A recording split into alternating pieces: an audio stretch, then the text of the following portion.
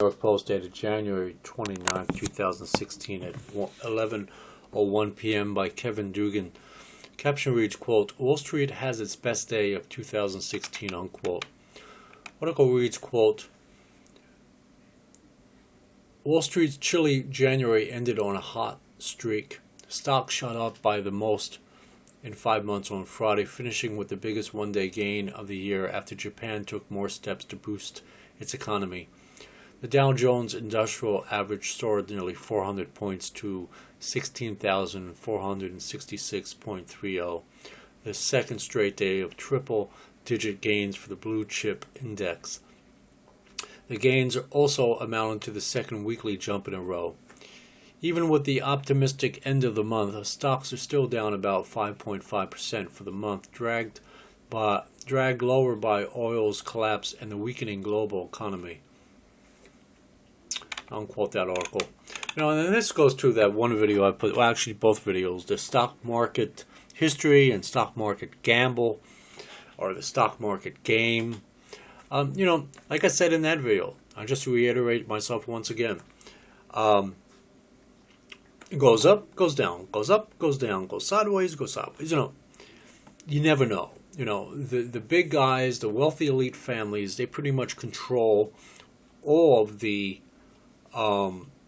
stock market exchanges throughout the entire world, not just Japan or Hong Kong or China, or because China even has their own exchange, by the way. I don't know if you know that or not. Or New York or Chicago or England or Britain or whatever. It does it France. Every country has their own exchange. Even India has their own exchange. And these very wealthy elite families pretty much take a little here, take a little there, move it around, shuffle the deck. And it's one big game. So, like I said in there, in the other video, when the stock market in New York plummeted by 500 points, well, guess what? Now it's up 400 points. See, goes down 500, up 400. And there'll be another week when it goes down another 400, and then it'll go back up to 500. And that's the game. It's a game. You understand? It's a game. It's a big game. And it's like you're playing blackjack, or you're playing craps, or Texas Hold'em poker, or whatever you want to. I like that game, by the way. But anyway, not that I play it for real money. Maybe online for some fake chips or something. But it's just the idea that that's all it is. It's a gamble.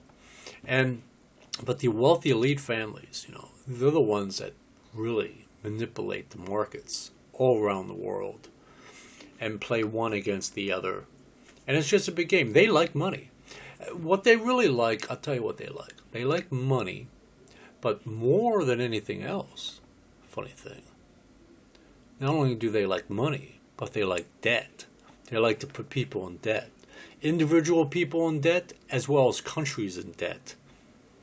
Yeah, if you look at the history of the world, let alone the last 2,000-3,000 years of these very wealthy elite families that have intermarried through the bloodlines, they run the world pretty much by two words. Two words. You could sum up their entire history in 2 words. 2 words is all it takes.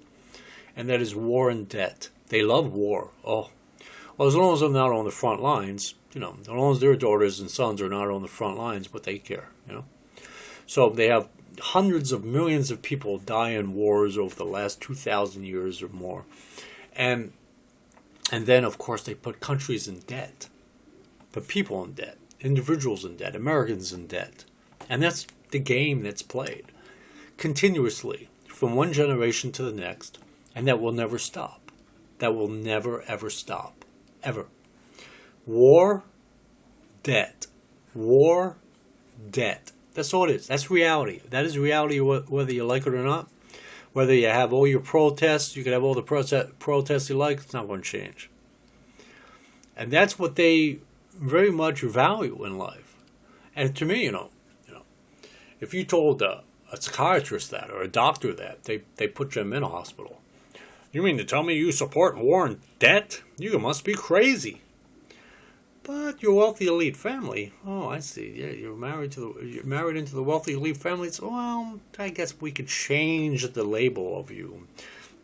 I guess we don't put you in the mental hospital. We just put you on the stock market and let you play the stock market. You know. So their liberties are much different. You know, in other words, the reality that they have, the wealthy elite families have, and I speak about the wealthy elite families in another video. You have to see that to understand that, the history of all that and all. And I plan to do another one of those, another wealthy elite family history videos. But yeah, all they really love it.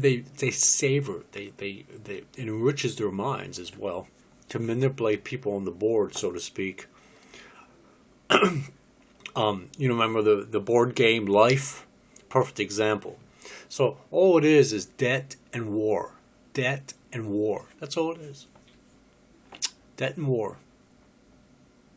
And in turn, having created this whole world of debt and war, guess what they get in return for that? Money and power. In war, there's power. A lot of power. Serious, absolute power. And in debt, well, that's easy. That's money. And that's what it's all about. Understand? Money, power, debt, war. Period. That's reality. I like to simplify things as much as possible, so I don't have to go on tyrants about, all the abstract issues of the world these days. I sum it down for you. I break it down and put it in perspective for you. And that's all it is. That's all it is. I'm going to end on this. You'll have money and power, or debt and war. And that is reality for as long as humans are on the earth. Anyway, you guys have a good one. Bye.